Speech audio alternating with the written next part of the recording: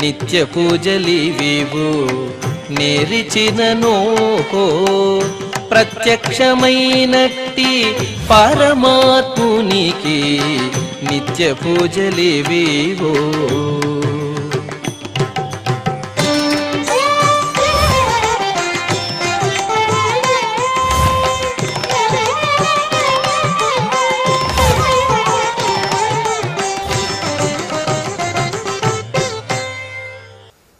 ఓం నమో వెంకటేశాయ. ఈరోజు శుక్రవారము, శ్రీ క్రోధినామ సంవత్సరము, ఉత్తరాయణము, వసంత ఋతువు, వైశాఖ మాసము, కృష్ణపక్షము, అష్టమి తిథి, పూర్వభద్ర నక్షత్రము, మే 31, 2024.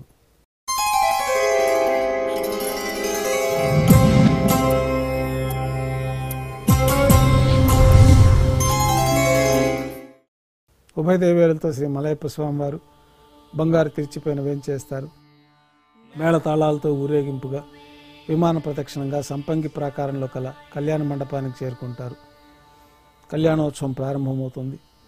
పుణ్యాహవాచనం, అంకురార్పణ, రక్షాబంధనము, అగ్నిప్రతిష్ఠ, స్వామివారికి నూతన పట్టు వస్త్రాలు, అమ్మవారికి నూతన పట్టు వస్త్రాల సమర్పణ, మహాసంకల్ప పఠనం, మాంగళ్యాలకు అభిషేకం, మాంగళ్యాలకు ఆరాధన గావించి స్వామివారి తరఫున మాంగళ్యాల్ని అమ్మవార్లకు సమర్పణ గావించి ఈ సందర్భంగా స్వామివారికి అమ్మవార్లకి కర్పూర నీరాజనం సమర్పించి విశేషమైన హోమాలతో పూర్ణాహుతి పూర్తయిన తర్వాత మాలా పరివర్తనం అనే కార్యక్రమాన్ని నిర్వహించి ఉభయ దేవేరులను స్వామివారి చెంతకు చేర్చి ఈ సందర్భంగా అక్షతారోపణం అనే వైదిక కార్యక్రమాన్ని నిర్వహించి కర్పూర నీరాజనం, నైవేద్యము, తిరిగి కర్పూర నీరాజనంతో కళ్యాణోత్సవం పూర్తి అవుతుంది. ఉభయ దేవేలతో శ్రీ మలయప్ప స్వామివారు ధ్వజస్తంభం వద్ద కల అద్దాల మండపానికి చేరుకుంటారు. వేదపారాయణ నడుమ ఊంజల సేవ నిర్వహించి కర్పూర నీరాజనంతో ఊంజల సేవ పూర్తి అవుతుంది.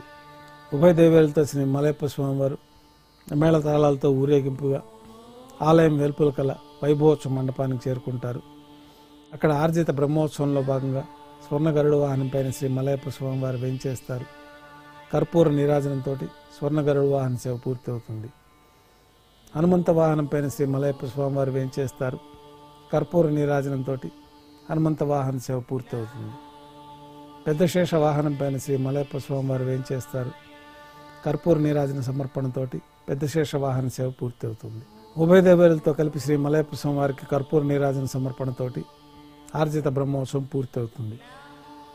సాయం సంధ్య వేళలో 1000 దీపాలతో అలంకరించబడిన సహస్ర దీపాలంకరణ సేవ మండపానికి ఉభయ దేవేరులతో శ్రీ మలయప్ప స్వామివారు చేరుకుంటారు. వేదం, గానం, నాదం నడుమ సహస్ర దీపాలంకరణ సేవ నిర్వహించి నక్షత్ర నీరాజనము, కర్పూర నీరాజనంతో సహస్ర దీపాలంకరణ సేవ పూర్తి చేసుకుని 4 తిరువీధుల ఉత్సవం జరుపుకొని ఆలయంలోకి చేరుకుంటారు. ఆలయంలో నైవేద్యం పూర్తయిన తర్వాత గర్భాలయంలో వేంచేస్తారు. వెంటనే రాత్రి తోమాల సేవ ప్రారంభమవుతుంది.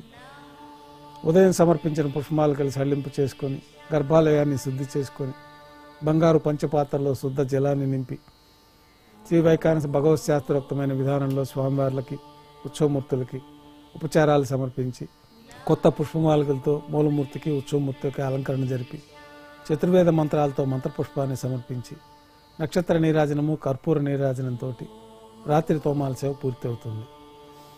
తులసీదళంతో అష్టోత్తర శతనామావళితో అర్చన నిర్వహించి రాత్రి నైవేద్యంలో భాగంగా అన్నప్రసాదాలు, పన్యారాలు, ఘంటానాదం మధ్య నైవేద్యంగా సమర్పించి తిరువీస నైవేద్యం పూర్తయిన తర్వాత భక్తులని సర్వదర్శనానికి అనుమతిస్తారు. కొద్ది విరామం తర్వాత ఏకాంత సేవలో భాగంగా రాత్రి సమర్పించిన పుష్పమాలికలు సల్లింపు చేసుకొని గర్భాలయాన్ని శుద్ధి చేసుకొని బంగారు పంచపాత్రలో బ్రహ్మ తిరువారాధన కోసమై బంగారు బిందెలోని తీర్థాన్ని సమర్పించి ఏకాంత సేవలో భాగంగా కౌతుకబేరమైన శ్రీ భోగ శ్రీనివాసమూర్తి వారిని బంగారు పట్టు పాన్పు పైన వేంచేపు చేసుకొని ఈ సందర్భంగా భోగ శ్రీనివాసమూర్తి వారికి దారోష్ణమైన గోక్షీరము, జీడిపప్పు, ద్రాక్ష, కలకండ కలిపిన మిశ్రమ నైవేద్యంగా సమర్పించి కర్పూర నీరాజనంతో ఏకాంత సేవ పూర్తి అవుతుంది.